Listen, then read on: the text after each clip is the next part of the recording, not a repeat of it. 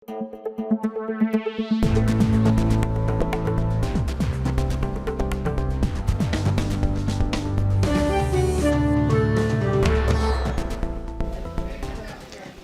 এখন জনপদে, আপনাদের সঙ্গে আছি আমি তানজিলা খান মেম। রাজধানীর বনানীতে ছুরিকাঘাতে নিহত প্রাইম এশিয়া বিশ্ববিদ্যালয়ের শিক্ষার্থী ও ছাত্রদল কর্মী পারভেজের ময়মনসিংহের গ্রামের বাড়িতে চলছে মাতম। একমাত্র সন্তান হারিয়ে পাগল প্রায় মা বাবা ও একমাত্র বোন, কাছের স্বজন ও গ্রামের মানুষ। তুচ্ছ ঘটনায় প্রকাশ্যে এমন নির্মম হত্যায় হতবাক সবাই। বিস্তারিত জানাবেন হারুনুর রশিদ। সন্তান হারানোর শোকে অঝরে কাঁদছেন আর বারবার মূর্ছা যাচ্ছেন মা পারভিন আক্তার। বাবা জসিমউদ্দিন যেন শোকে পাথর। এলাকার প্রিয় মুখ জাহিদুল ইসলাম পারভেজের এমন মর্মান্তিক মৃত্যুতে কাঁদছে স্বজন ও প্রতিবেশীরাও। মৃত্যুর আগের রাতে মায়ের সাথে ভিডিও কলে শেষ কথা হয় পারভেজের। সন্তানের মৃত্যুর খবরে ভোরে বাড়ি ফিরেছেন কুয়েত প্রবাসী বাবা সাবেক ছাত্রদল নেতা জসিমউদ্দিন। একমাত্র ছেলের এমন মৃত্যুর দৃষ্টান্তমূলক শাস্তির দাবি জানান তারা। আমার সহমায় আলাইতো, আমি বাচ্চা থেকে কি লাভ? আমার সন্তান যদি না থাকে আমি বাচ্চা থেকে কি লাভ? একটা হাত তো ভেঙে দিত, দুইটা হাত তো ভেঙে দিত। খালি মুক্ত আমার সাথে কথা বললে আমার আব্বা করে ডাক দিত, আমি আব্বা ডাকটা শুনতাম। আমার সন্তান, আমার যারা আমার সন্তানকে হত্যা করছে, আমার ছেলেকে হত্যা করছে, তাদের আমি দৃষ্টান্তমূলক শাস্তি চাই। আমার কি অপরাধ? আমার বুদ্ধের মারছে, এখন আমার সামনে আনো। বাবা বিদেশে থাকায় নিজের গ্রামের বাড়িতে নতুন একতলা বাড়ি নির্মাণ করেছিলেন পারভেজ, কিন্তু সে বাড়িতে আর থাকা হলো না তার। ছাত্রদল কর্মী পারভেজের মৃত্যুর খবরে ভালুকার বিরুনিয়া ইউনিয়নের কাইচান গ্রামে ভিড় করেছেন বিভিন্ন শ্রেণী পেশার মানুষ। যারা এই ঘটনা ঘটাইছে এবং হত্যা করছে তাদের সুষ্ঠু বিচার যাতে হয়। লেখাপড়া করতো, সে বিএনপি রাজনীতির সাথে জড়িত ছিল, তার আব্বু বিএনপি রাজনীতির সাথে জড়িত। সেইভাবে জোরে পড়লো, এটা আমি সরকারের কাছে আমি এটার বিচার চাই। অত্যন্ত নম্র, ভদ্র এবং হাসি খুশি একটা ছেলে ছিল। তার মৃত্যু যেন আমার মাথার উপর আকাশ ভেঙে পড়েছে, বলার মতো ভাষা নেই। প্রাইম এশিয়া বিশ্ববিদ্যালয়ের টেক্সটাইল বিভাগের ৬ষ্ঠ সেমিস্টারের শিক্ষার্থী ছিল পারভেজ। শনিবার বিকেলে রাজধানীর বনানীতে বিশ্ববিদ্যালয়ের সামনে তাকে প্রকাশ্যে ছুরিকাঘাত করে হত্যা করে দুর্বৃত্তরা। হারুনুর রশিদ, এখন, ময়মনসিংহ। এদিকে নিহত শিক্ষার্থীর মরদেহ গ্রামের বাড়ি ময়মনসিংহে নেওয়া হয়েছে। সেখানে আছেন আমাদের সহকর্মী হারুনুর রশিদ। বিস্তারিত জানবো তার কাছে থেকে। হারুন, মরদেহ কখন দাফন করা হবে এবং হত্যাকাণ্ডে জড়িতদের বিচার দাবিতে স্বজন ও এলাকাবাসী কি বলছেন, একটু বিস্তারিত আপনার কাছে জানতে চাই। মিম, আজকে বিকেল 4:30টায় পারভেজের লাশ তার গ্রামের বাড়ির কাইচান গ্রামের তার যে গ্রামের বাড়ি সেখানে নিয়ে আসা হয়েছে এবং লাশ নিয়ে আসার পর কিন্তু এক হৃদয় বিদারক পরিস্থিতির সৃষ্টি হয়। এখানে পারভেজের মা, বাবা এবং তার একমাত্র বোনের আহাজারিতে কিন্তু ভারী হয়ে ওঠে পরিবেশ। এবং যারা এখানে এসেছেন, বিশেষ করে কাইচান গ্রাম সহ আশপাশের বিভিন্ন গ্রামের শত শত মানুষ কিন্তু সে পারভেজের বাড়িতে ভিড় করেছেন এবং পারভেজের বাড়িতে যারা এসেছেন তারাই কিন্তু চোখে পানি ফেলেছেন। অর্থাৎ যে আহাজারিতে যে শোকাবহ পরিবেশ তৈরি হয়েছে তাতে কিন্তু সবাই সমব্যথী এবং যারা এসেছেন পারভেজের পরিবারকে সান্ত্বনা দেওয়ার জন্য, পারভেজের পরিবারের প্রতি সহমর্মিতা প্রকাশ করার জন্য তারা কিন্তু সবাই কেঁদেছেন। এই কাইচান গ্রাম, আশপাশের গ্রামের মানুষের মধ্যে কিন্তু একটা কান্নার রোল পড়ে যায় যখন পারভেজের মৃতদেহ তার বাড়ির আঙিনায় নিয়ে আসা হয়। যে বাড়ির আঙিনায় পারভেজের মৃতদেহটি নিয়ে আসা হয়েছে, এখানে যে বাড়িটি আপনারা দেখতে পাচ্ছেন, এই বাড়িটি কিন্তু পারভেজই তৈরি করেছিল। তার প্রবাসী বাবা কুয়েত প্রবাসী, সে প্রবাসে থাকার কারণে তার তদারকিতেই কিন্তু এই বাড়িটি নির্মাণ করা হয় এবং এই বাড়িতে এসে তার থাকার কথা ছিল, খাওয়ার কথা ছিল, ঘুমানোর কথা ছিল পরিবারের সদস্যদের সাথে, কিন্তু সেটি আর হয়নি। পারভেজের লাশ এসেছে, পারভেজ ঠিকই এসেছে, কিন্তু পারভেজ তার বাড়িতে প্রবেশ করতে পারেনি এবং পারভেজ তার লাশ এখানে বাড়ির আঙ্গিনায় কিছুক্ষণ রাখার পর তাকে কিন্তু আবার নিয়ে যাওয়া হয়েছে যেখানে দাফন করা হবে পাশের মসজিদের পাশে যে মাঠ রয়েছে সেখানে। তবে এখানে যারা এসেছেন তারা কিন্তু সবাই দাবি করেছেন যে যারা এই হত্যাকাণ্ডের সাথে জড়িত তাদের যেন দ্রুত গ্রেপ্তার করা হয় এবং তাদের আইনের আওতায় নিয়ে আসা হয়। এবং পারভেজের পরিবারের সদস্যরাও কিন্তু একই দাবি করেছেন যেন দৃষ্টান্তমূলক শাস্তি হয় এবং পারভেজের বাবা প্রকাশ্যে ফাঁসির দাবি জানিয়েছেন যারা হত্যাকাণ্ডে জড়িত তাদের যেন গ্রেপ্তার করা হয়। এবং তারা যেটি বলেছেন যে ভিডিও ফুটেজে হত্যাকারীরা চিহ্নিত এবং সবাই চট্টগ্রামের রাউজানে প্রতিপক্ষের গুলিতে নিহত হয়েছেন মোহাম্মদ মানিক নামে এক যুবদল কর্মী। শনিবার রাতে বাড়ির সামনে 10 থেকে 15 জন মুখোশধারী তাকে হত্যা করে পালিয়ে যায়। রবিবারের পরিবারের অভিযোগ আধিপত্য বিস্তার নিয়ে পরিকল্পিতভাবে এই হত্যাকাণ্ডটি ঘটানো হয়। হোসেন জিয়াদের প্রতিবেদনে বিস্তারিত। গেল কয়েক মাস ধরে উত্তপ্ত চট্টগ্রামের রাউজান। বালুমহাল দখল, চাঁদাবাজি, এলাকায় আধিপত্য বিস্তার নিয়ে সংঘর্ষে প্রাণ হারাচ্ছে রাজনৈতিক দলের কর্মীরা। চলছে পাল্টাপাল্টি সমাবেশ ও মানববন্ধন।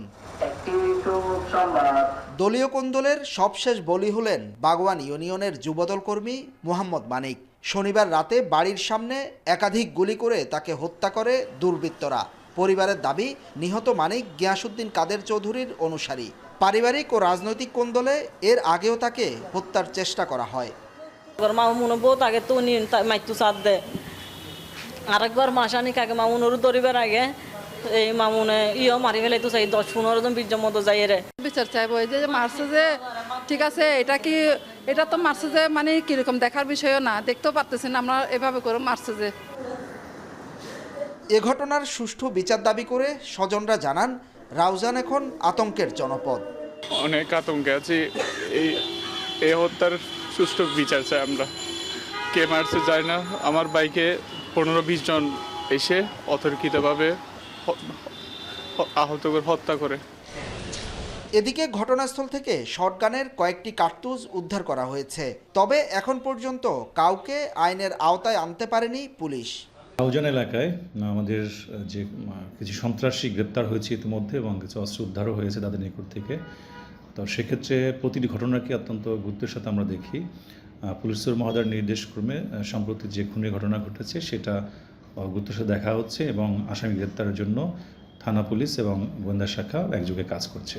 পতিত আওয়ামী লীগ সরকারের আমলে রাউজানে একক আধিপত্য ছিল সাবেক সংসদ সদস্য ফজলে করিম চৌধুরীর। এরপর গেল 8 মাসে প্রায় অর্ধশত হামলা, গোলাগুলি ও সংঘর্ষের ঘটনা ঘটেছে। গেল জানুয়ারিতে উপজেলার নোয়াপাড়া এলাকায় ব্যবসায়ী জাহাঙ্গীরকে চাঁদার দাবিতে হত্যা করা হয় প্রকাশ্য দিবালোকে। হোসাইন জিয়াদ, এখন চট্টগ্রাম। চট্টগ্রাম বন্দরের নিউমুরিং কন্টেইনার টার্মিনাল বিদেশিদের হাতে তুলে দিলে ছাত্র জনতাকে সাথে নিয়ে কঠোর আন্দোলনের হুঁশিয়ারি দিয়েছেন চট্টগ্রাম মহানগর জামায়াতের আমির শাহজাহান চৌধুরী। দুপুরে চট্টগ্রাম প্রেস ক্লাবে এক সংবাদ সম্মেলনে এমন হুঁশিয়ারি দেন তিনি। চট্টগ্রাম বন্দরে চালুকৃত টার্মিনাল এনসিটি টার্মিনাল, যেটি পূর্বের ফ্যাসিস্ট সরকারের এজেন্ডা, বিদেশিদের হাতে তুলে দেওয়ার ষড়যন্ত্র রুখে দিতে হবে। পাশাপাশি লক্ষ্মীপুরে ইউপি চেয়ারম্যান ও সাবেক পৌর কাউন্সিলর সহ আওয়ামী লীগের 16 নেতাকর্মীকে গ্রেপ্তার করা হয়েছে। শনিবার বিকেল থেকে রোববার ভোর পর্যন্ত জেলার বিভিন্ন স্থানে অভিযান চালিয়ে তাদের গ্রেপ্তার করে পুলিশ। গ্রেপ্তার হওয়া 16 জনের মধ্যে দক্ষিণ হামছাদি ইউনিয়নের পরিষদের চেয়ারম্যান মীর শাহ আলম, লক্ষ্মীপুর পৌরসভার সাবেক কাউন্সিলর কামাল উদ্দিন খোকন, কমলনগর উপজেলা পরিষদের সাবেক ভাইস চেয়ারম্যানকে নিজ নিজ এলাকা থেকে গ্রেপ্তার করা হয়। তারা বৈষম্য বিরোধী আন্দোলনে শিক্ষার্থীদের উপর হামলায় জড়িত বলে জানান জেলার পুলিশ সুপার। পরে তাদের আদালতে হাজির করা হয়। হামলায় জড়িত বাকি আসামিদের গ্রেপ্তার করতে অভিযান অব্যাহত রাখার কথাও জানায় পুলিশ।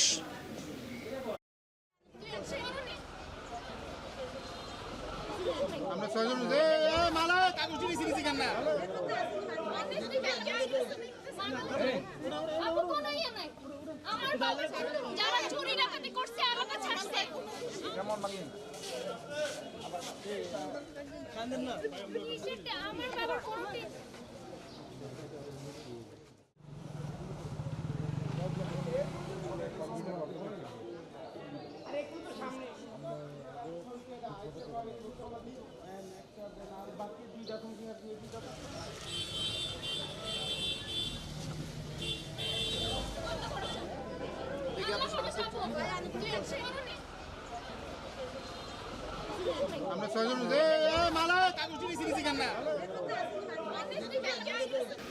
তরুণরাই যেমন বাংলাদেশে অভ্যুত্থান ঘটিয়েছে, তেমনি দুর্নীতি প্রতিরোধেও তাদের সোচ্চার হওয়ার আহ্বান জানিয়েছেন দুর্নীতি দমন কমিশনের চেয়ারম্যান ডক্টর মোহাম্মদ আব্দুল মোমেন। সরকারি কর্মকর্তা কর্মচারীদের নিজ নিজ দায়িত্বে যথাযথভাবে পালনের আহ্বানও জানান তিনি। নীলফামারীতে দিনভর দুদকের গণশুনানিতে অংশ নেন দুদক চেয়ারম্যান। মহসিন আলীর ক্যামেরায় আমিরুল বাপ্পির প্রতিবেদন। দিনভর নীলফামারীতে দুদকের গণশুনানি হয়। শুনানিতে উঠে আসে নানা অভিযোগ, তাৎক্ষণিক নিষ্পত্তিও করা হয়। মেডিকেল নেওয়া আসার পর ভর্তি করাইছে, কিন্তু হাত দিয়েও শুনে নাই যে কি হয়েছে। রোববার সকাল 10টায় জেলা শিল্পকলা একাডেমিতে জেলা প্রশাসকের সঞ্চালনায় শুরু হয় শুনানি। এতে 31টি দপ্তরের মোট 81টি অভিযোগ উপস্থাপন করা হয়। এর মধ্যে 57টি তাৎক্ষণিক নিষ্পত্তি করা হয়, বাতিল হয় 2টি। বাকি অভিযোগগুলো তদন্ত সাপেক্ষে ব্যবস্থা নেওয়ার প্রতিশ্রুতি দেন কর্মকর্তারা। ব্যবস্থাপনার ত্রুটি এটা সুস্পষ্ট, এই জায়গায় উন্নতি আনতে হবে। গণশুনানিতে নীলফামারী 250 শয্যা হাসপাতাল, উপজেলা ভূমি অফিস, সদর থানা ও শিক্ষা অফিসের বিরুদ্ধে সবচেয়ে বেশি অভিযোগ উঠে আসে। হাসপাতালের অভিযোগগুলোর কোনো সদুত্তর দিতে না পারায় বিষয়টি আমলে নেয় দুদক। আপনি কিন্তু এই প্রবলেমটা জেনে গেলেন, কি প্রক্রিয়ায় এটা সমাধান করা যায়। টানা 6 ঘন্টা চলার পর বিকাল 4টায় শেষ হয় শুনানি। সাংবাদিকদের প্রশ্নের জবাব দেন দুদক চেয়ারম্যান। বলেন, তরুণদের দুর্নীতি রোধে সোচ্চার হতে হবে। যুবশক্তি যদি ঠিকভাবে কাজ করে, সতর্ক থাকে, তারা আবার নিজেরা যদি চাঁদাবাজির মধ্যে ঢুকে যায় তাহলে খুব মুশকিল। তারা যদি সতর্ক থাকে, বাংলাদেশের তারাই হবে শ্রেষ্ঠ প্রহরী, বাংলাদেশকে তারাই রক্ষা করবে। প্রতিটি দপ্তর যদি ঠিকমতো কাজ করে তাহলে কমবে অভিযোগের পরিমাণ, সুফল পাবে জনগণ। প্রাতিষ্ঠানিক প্রধান পর্যন্ত হচ্ছে শেষ দৌড়, এই পর্যন্ত এসে সমস্ত কিছু সমাধান হতে হবে। তারপরে আইনগত কিছু বিষয় আছে যেগুলি অনেক সময় আদালতে চলে যায়। এটা ছাড়া আমি তো মনে করি আজকে যে অভিযোগগুলি আমাদের কাছে এসছে, এর দুই একটা ছাড়া অন্য কোনো অভিযোগ এখানে আসার কোনো কারণ ছিল না। অন্তর্বর্তী সরকারের প্রধানের উদাহরণ টেনে দুদক চেয়ারম্যান বলেন, অতীতের দুর্নীতি ঘাটাঘাটি করার চেয়ে ভবিষ্যতে যেন দুর্নীতি না হয় সেদিকে বেশি নজর দিতে হবে। অনেক ধন্যবাদ। আমিরুল বাপ্পি, এখন নীলফামারী। শরীয়তপুরের নড়িয়ায় পদ্মা নদী থেকে বালু উত্তোলনকে কেন্দ্র করে দুপক্ষের পাল্টাপাল্টি কর্মসূচিকে কেন্দ্র করে 144 ধারা জারি করেছে উপজেলা প্রশাসন। সকাল 10টা থেকে রাত 11টা পর্যন্ত এই আদেশ বলবৎ থাকবে বলে চিঠিতে উল্লেখ করা হয়েছে। উপজেলা প্রশাসন জানায়, সকালে অবৈধ বালু উত্তোলন বন্ধে স্থানীয় একটি বিক্ষোভ সমাবেশের ঘোষণা দেয়। কর্মসূচিকে প্রতিহত করতে পাল্টা অবস্থান নেয় প্রতিপক্ষের লোকজন। এই অবস্থায় অপ্রীতিকর পরিস্থিতি এড়াতে 144 ধারা জারি করে উপজেলা প্রশাসনের সময় সব ধরনের জমায়েত বন্ধ ঘোষণা করে মাইকিং করা হয়। আইনশৃঙ্খলা পরিস্থিতি স্বাভাবিক রাখতে শহরের বিভিন্ন পয়েন্টে অতিরিক্ত পুলিশ মোতায়েন করা হয়েছে।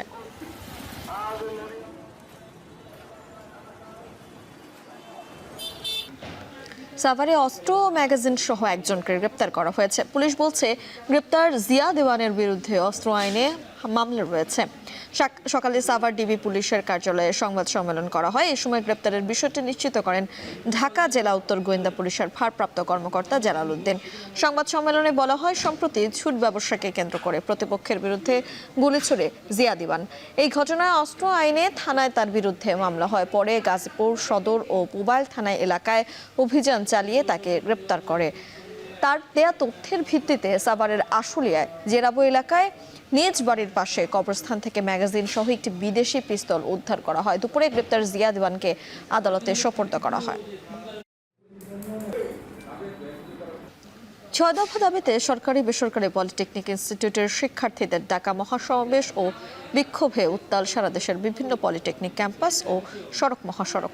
পূর্ব ঘোষিত কর্মসূচির অংশ হিসেবে বিক্ষোভ ও প্রতিবাদ সমাবেশে অংশ নেন শিক্ষার্থীরা। কেন্দ্রীয় কর্মসূচির অংশ হিসেবে ক্লাস পরীক্ষা বর্জন করে ময়মনসিংহে মহাসমাবেশ ও বিক্ষোভে অংশ নেন বিভিন্ন পলিটেকনিকের শিক্ষার্থীরা। এ সময় দাবি আদায় না হওয়া পর্যন্ত আন্দোলন চালিয়ে যাওয়ার ঘোষণা দেন তারা। তীব্র গরম আর রোদ উপেক্ষা করে দাবি আদায় বিভিন্ন লেখা সম্বলিত ব্যানার ফেস্টুন নিয়ে বরিশাল কেন্দ্রীয় শহীদ মিনারের দিকে জড়ো হন সরকারি ও বেসরকারি পলিটেকনিকের শিক্ষার্থীরা। এ সময় শিক্ষার্থীদের দাবি আদায়ে স্লোগানে মুখর হয়ে ওঠে শহীদ মিনার প্রাঙ্গণ। একই দাবিতে কুমিল্লায় সরকারি পলিটেকনিকের সাথে বেসরকারি ও সার্ভে ইনস্টিটিউটের শিক্ষার্থীরাও খণ্ড খণ্ড মিছিল নিয়ে বিক্ষোভ সমাবেশে যোগ দেন। সিলেটের বেশ কয়েকটি পলিটেকনিক ইনস্টিটিউটের কয়েকশো শিক্ষার্থী দাবি আদায়ে জড়ো হয়। এ সময় দাবি আদায় না হলে আরও কঠোর আন্দোলনের হুঁশিয়ারি দেন তারা।